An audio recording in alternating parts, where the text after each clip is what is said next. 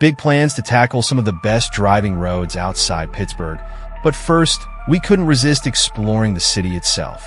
In the vibrant Strip District, once home to bustling produce warehouses, you'll now find a putsch shack and a cutting-edge virtual reality entertainment hub. Down by the Allegheny River, historic Heinz ketchup factories have been reimagined as upscale lofts. And just southeast of downtown, along the Monongahela River, lies RSC Mill 19, a massive tech campus that seemed like the perfect backdrop for our Aston Martin and Porsche. This impressive site, a former steel mill, retains its towering steel exoskeleton, now repurposed to house modern offices. Pulling up in the Vantage and 911 Turbo, we instantly drew attention. Within minutes, we were chatting with engineers and test drivers from Motional, an autonomous car company based at Mill 19. The polite, LiDAR-equipped Hyundai Ioniq 5s quietly cruising by added a surreal, futuristic touch to the scene. As tempting as it was to stay and trade stories all day, we had to hit the road. Our destination? The winding back roads of Ohiopyle. Interior and exterior. Southwestern Pennsylvania is a driver's playground. But getting there means first navigating Pittsburgh's sprawling suburbs, a perfect opportunity to examine the cabins of these two automotive icons. The Porsche's interior is a masterclass in functional design. The low hood, or frunk, provides a panoramic view, while the thin-rim steering wheel feels like a direct link to the road. Key controls are easy to access with tactile buttons, including our favorite, the Sport Response selector on the steering wheel. One twist instantly dials every performance system into hyper-aggressive mode. The 911's interior palette is understated yet elegant, but for those with deep pockets, Porsche offers nearly limitless customization. Want your car painted in any technically feasible color for $37,180? Done. Fancy a rainbow of options for the fusebox cover? You've got 19 hues to choose from. Still, even a showy Guard's red 911 Turbo fades into the background when parked next to an Aston Martin Vantage. 2024 Porsche 911 Turbo. Highs. Hypercar acceleration. GT3 adjacent soundtrack. Surprisingly practical. Lows. Less than exotic exterior styling. Earns a gas guzzler penalty. Might be mistaken for a car costing half as much. Verdict. One of the best performance cars you can buy, at any price. One logbook entry read, "It's entertaining to watch people ignore the 911 to gawk at the Aston." Indeed, the Vantage's comic book proportions are the epitome of front-engine visual drama. The car is so wide that its 325/30ZR 21 rear tires almost look skinny under the swollen bodywork. The exterior mirrors rest on long, spindly arms. Otherwise, your rear view would be all fenders. This is a car you park outside the garage, so you can stare at it in the sunlight. The interior is less outrageous, although Aston will drape it in hues far more adventurous than the dark night monotone of our test car.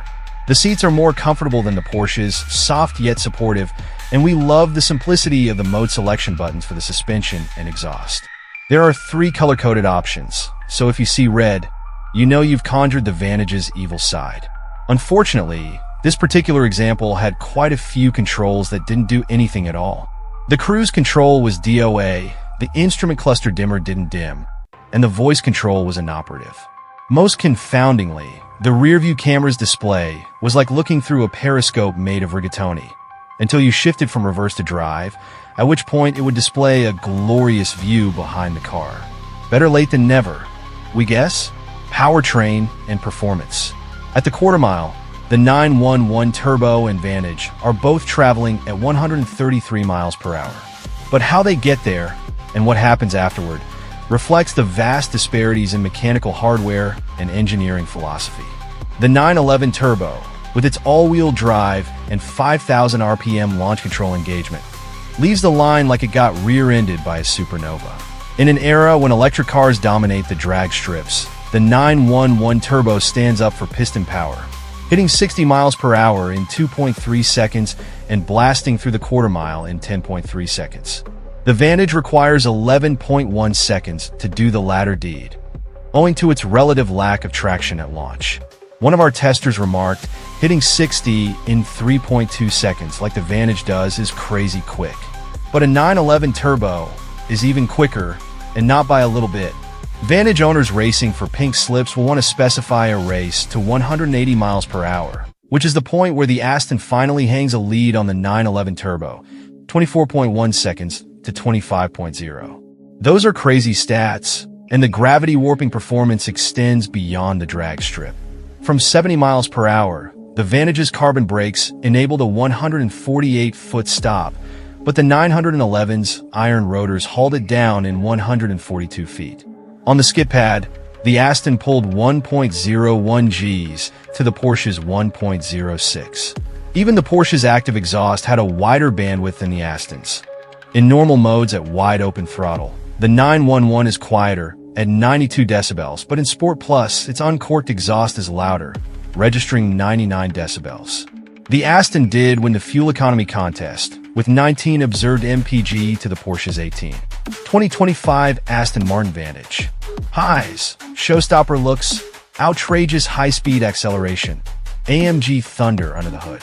Lows, electronic snafus, rear-drive traction deficit off the line. Options easily inflate the price by 50%. Verdict: a 656 horsepower argument against Brexit. The Vantage's non-lethal behavior also seems to owe to some possible torque modulation in first and second gear, and the acceleration numbers support the impression that the Aston only unleashes full fury once it's decisively hooked up. A bump at the exit of a really tight hairpin caused a momentary flare of wheel spin, but the Aston was generally buckled down and more genial than it has any right to be.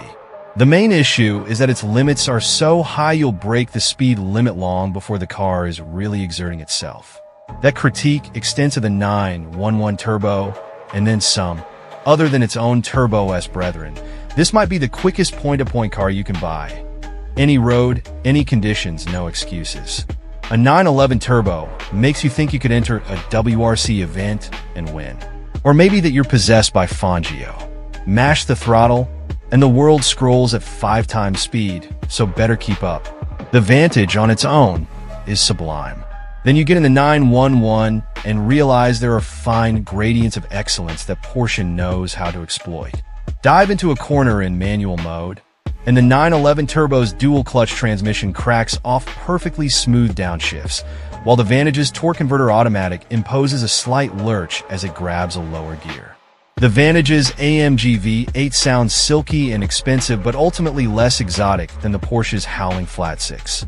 This active exhaust gives the Turbo a huge helping of GT3 oral drama. The 911 Turbo pulls off rare alchemy, turning cold, rational engineering excellence into soul. And the winner is...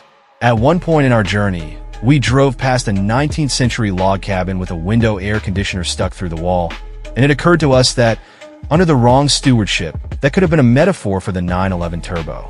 After all, this is a car that can trace its family lineage, both mechanical and genealogical.